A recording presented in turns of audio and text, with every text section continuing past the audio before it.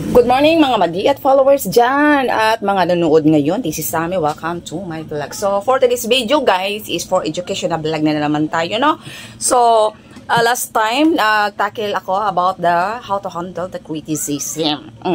So part 2 na to. So sumpay ba? Continue tayo sa how to handle the criticism guys. Kasi mataas talaga yan. Kasi nabasa ko sa ibang mga ibang content creator at mga post ay magkaiba talaga ang criticism at bashing. Kasi ang criticism, di ba, mayroon tayong dalawang klase. Ito ay constructive at destructive. At tapos yung bashing is magkaiba siya. Under siya sa destructive, mas worst ang bashing. Kasi hindi ka talaga mai-improve yung personality mo.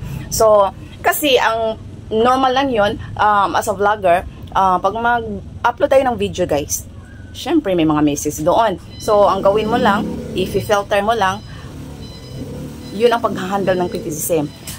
I-filter mo yung mga message. Kasi iba-ibang klase ang mga tao, iba-iba din ang mga message na papasok sa inyong comment section. So i-analyze natin guys. I-analyze natin, no?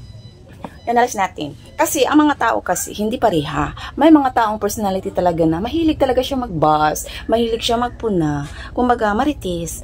Oo. Yung kulang, may mga taong mabait sila pero kulang sila sa aruga. Kaya naging worth sila sa pagiging kapwa-tao. Hindi sila pala kaibigan. O ganun mga personality nila. Sa kaya nga ikaw maging aware of that. Kung ano yung mga message nila na masasama, i-filter mo. Ito bang message ay nakakatulong sa iyo? I-discard mo.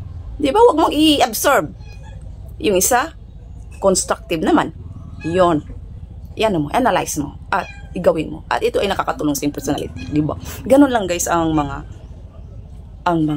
pag-filter sa mga message. So, hindi lahat ng mga bashing or criticism ay nakasasama sa iyo. So, nasa sa iyo yan. Basta wag mo lang i-take personally ang mga bashing. Kasi, ang mga tao kasi, may mga iba-ibang personality, may mga taong kulang sa aruga.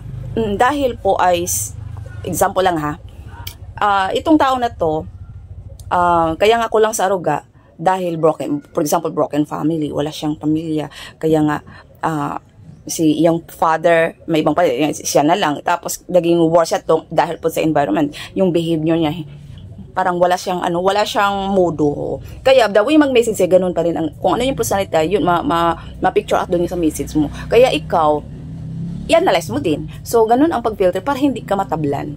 Oo, kasi mahirap na ang social media guys, hindi totoo ang mga tao mostly. Oo. So ikaw na lang mag-analyze.